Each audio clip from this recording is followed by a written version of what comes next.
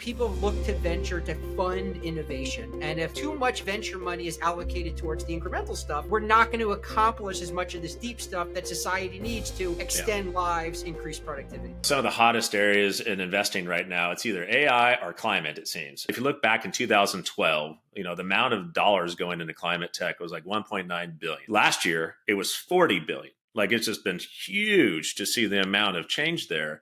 And I think you've got clearly government policy. You've got other smart people in this space attacking it. I'd be curious, your perspective, why that trend has occurred so quickly. Like, is it just because we have more data and we're like looking around and like, oh, bad things are happening out there? Like, why? What happened in the last 10 years?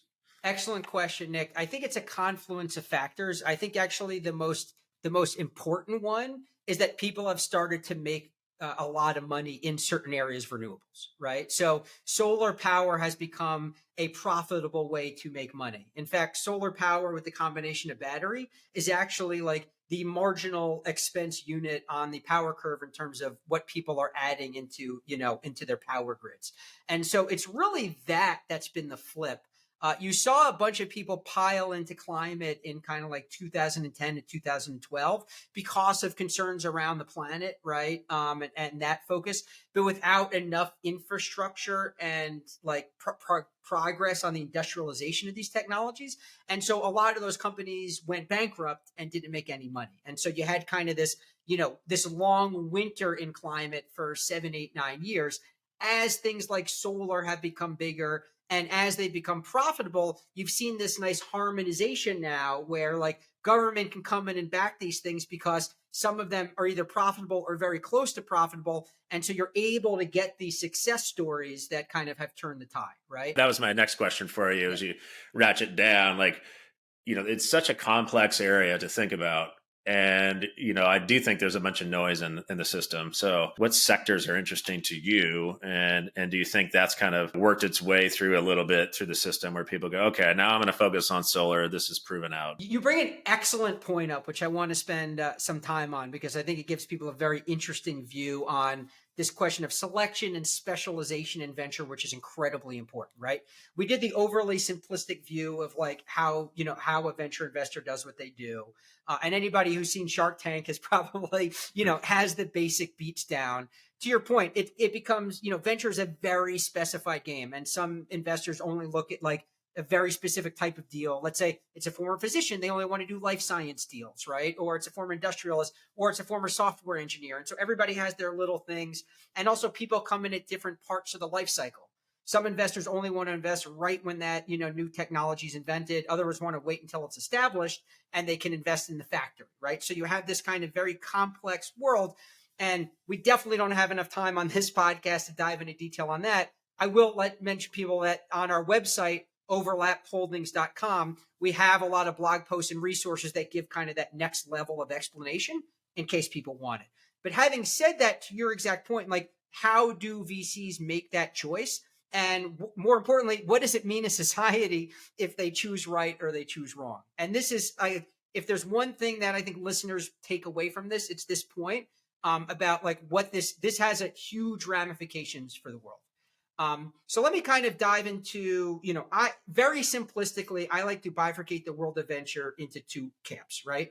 There's people whose focus is, I want to make as much money as possible in as short a period of time with as little risk and as little work as possible. That's fine. A lot of people live their lives like that. Is that even venture? I don't think that's even venture.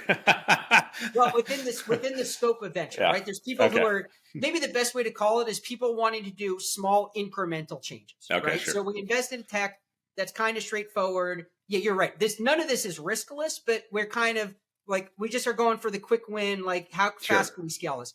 A lot of pure software companies fall into this camp, right? As an example, contrary to earlier example, like let's take a company that builds a better accounting software suite for medium-sized businesses, right? So we're not saving the world here, right? But there's a lot of medium-sized companies and like, I'm sure their accounting systems can be optimized. And so somebody gets 5 programmers together, they develop a system, they put it in the cloud and they sell it a whole bunch of times, right? And you write software once, you sell it as many times as you want. It's straightforward. There's a lot of medium-sized companies. That company is going to probably have, like, if they do it right, have a lot of success, right?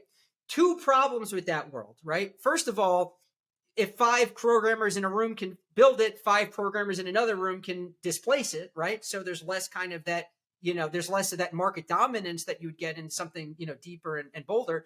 But also more importantly, it doesn't really help the world that much, right? And Mm-hmm. that's, once again, that's fine. But the question is, are we taking dollars away from the VCs who are doing the deeper things, right? And so Mm-hmm. that takes me to the second camp. The second camp, which is where Overlap spends our time, is in what we call frontier technology. Frontier tech is all about investing in companies doing deep, real, fundamental research and engineering that drives real fundamental step changes, right? Climate, life sciences, space, material science, all this sort of stuff, right? As you can tell by my passion, that's where my heart is. But also because, frontier tech investors say instead, their mindset is like, what are the biggest problems facing the world, and have people come up with solutions to those problems? And I want to back those. And even though it's more complicated and I have to learn about science and it's very capital intensive and we have to build factories, if we figure it all out, we're going to really have a huge windfall, but also we're going to be moving the needle. And to me, that's so important because in my view, people look to venture to fund innovation. And if too much venture money is allocated towards the incremental stuff, we're not going to accomplish as much of this deep stuff that society needs to extend lives, increase productivity.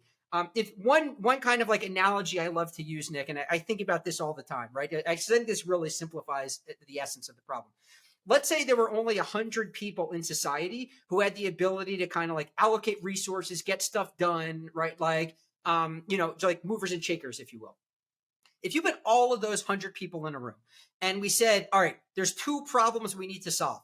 We need to figure out how to reduce the amount of carbon dioxide in the air because it's polluting, climate change, and the 20 other reasons. And we also need a marginally better accounting software for medium-sized businesses. And we asked you, Nick, to decide how many people in that room should work on the climate problem and how many people should work on the accounting problem. I ask you, what would you pick? You can never pay me to work on an accounting problem, so I'm biased. But yes, no, it's So probably no brainer. 100 is 0, right? Maybe 99.1. Maybe if your brother-in-law was, an accountant, you'd say 98.2. Right now, the number in if you do the percentages of venture investors where they're spending their time, the number is 30-70. We have 30% of venture money going to frontier tech problems, and we have 70% of it going towards these incremental issues. And to me, that's a fundamental problem. And it's why I founded Overlap, because we want to encourage through, proselytizing and investing and advising and connecting more money to go into that frontier tech. We want to get that number way high.